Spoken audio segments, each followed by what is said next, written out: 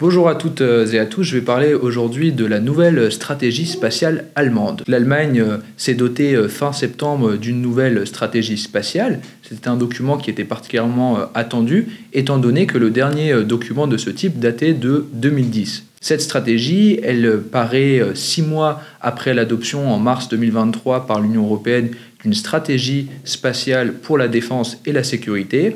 Et c'est une stratégie qui est tournée avant tout autour de l'activité spatiale commerciale et du spatial civil. Dans cette vidéo, nous reviendrons sur 3 points. Premièrement, les priorités de cette nouvelle stratégie spatiale allemande.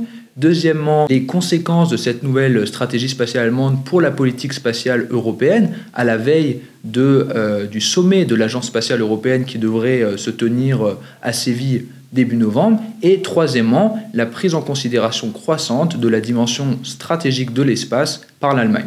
Les maîtres mots de cette nouvelle stratégie spatiale allemande sont la durabilité de l'activité spatiale, c'est-à-dire la prise en considération des aspects du spatial liés au changement climatique, par exemple la gestion des déchets en orbite. Le second maître mot, c'est le maintien de la compétitivité dans le domaine spatial et notamment de la compétitivité de l'industrie spatiale européenne. Et ce troisième maître mot, c'est la préservation de l'accès à l'espace. Et là, il s'agit bien entendu de la succession d'Ariane 6. Nous y reviendrons ultérieurement dans cette vidéo. La nouvelle stratégie spatiale identifie 9 domaines d'action dans le domaine spatial: la coopération internationale et européenne, le New Space, le climat et l'environnement, le data et le digital, la sécurité et la stabilité, l'utilisation durable de l'espace, la recherche, l'exploration et enfin l'enjeu des ressources humaines et de l'attractivité du secteur spatial outre-Rhin. Une des priorités de cette nouvelle stratégie spatiale allemande, c'est de développer des compétences industrielles dans des domaines stratégiques pour l'activité spatiale et privilégier un savoir-faire national allemand dans un certain nombre de technologies clés. Une autre priorité pour l'Allemagne est de se positionner sur des nouveaux marchés, notamment le marché spatial commercial et les activités liées au New Space. Une des autres priorités de la stratégie spatiale allemande, c'est de développer la recherche dans le domaine spatial et de stimuler l'innovation. On a également le renforcement de l'encadrement des activités spatiales et la promotion d'un comportement responsable dans l'espace. L'idée ici est d'interdire ou d'empêcher des comportements irresponsables comme par exemple des tirs d'armes anti-satellites qui viendraient détruire des satellites et créer une multitude de débris qui mettent en danger les autres satellites ou les véhicules manœuvrant dans l'espace. Et donc l'Allemagne est favorable à ce qu'on mette en place au niveau des Nations Unies un cadre pour définir ce qu'est un comportement raisonnable dans l'espace. Une des autres priorités de cette nouvelle stratégie spatiale allemande, c'est de sécuriser l'activité spatiale et de protéger les infrastructures spatiales. Donc c'est étroitement lié au point que je viens de mentionner, c'est notamment protéger les infrastructures comme les satellites, mais également les infrastructures au sol. Et enfin, pour conclure, la dernière des priorités de cette stratégie spatiale allemande, c'est d'assurer l'indépendance technologique européenne et de préserver le libre accès à l'espace. Et cela me permet de faire la transition avec mon second point, le second point de cette vidéo, qui est l'avenir du modèle spatial européen.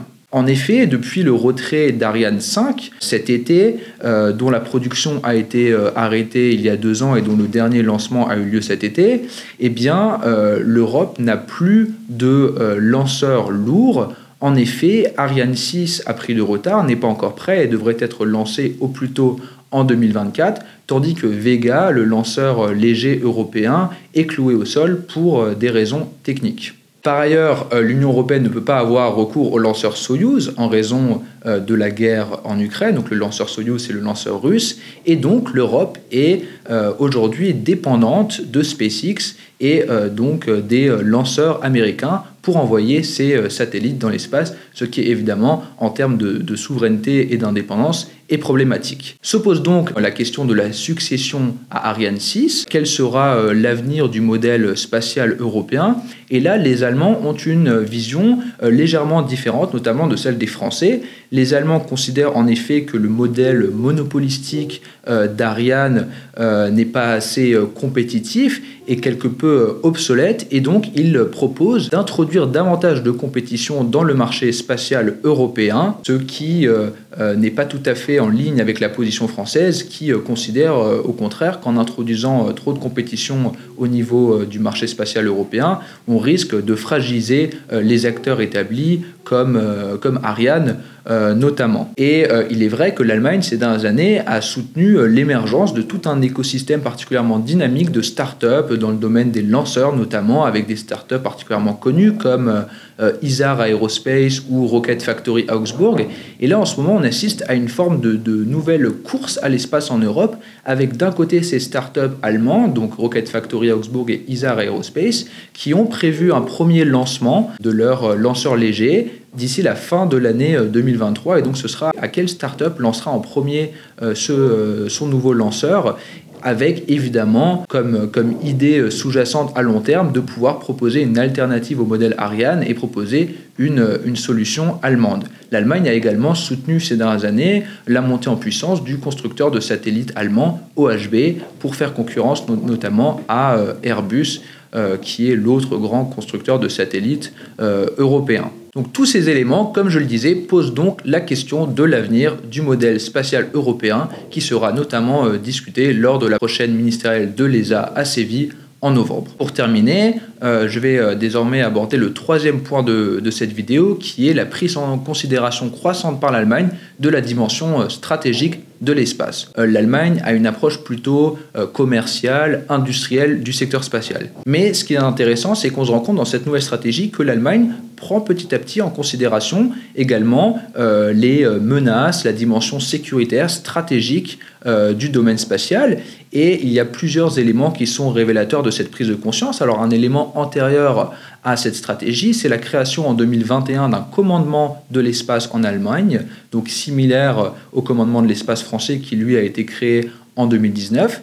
Et un autre révélateur, c'est que dans cette nouvelle stratégie spatiale publiée fin septembre en Allemagne, eh bien, on a une annonce d'une future autre stratégie spatiale de sécurité cette fois, qui pourrait être adoptée en Allemagne en 2024. Et ceci serait évidemment une grande première pour l'Allemagne et s'inscrirait dans la continuité de la nouvelle stratégie spatiale de l'Union européenne en matière de sécurité et de défense dont je vous parlais en début de cette vidéo.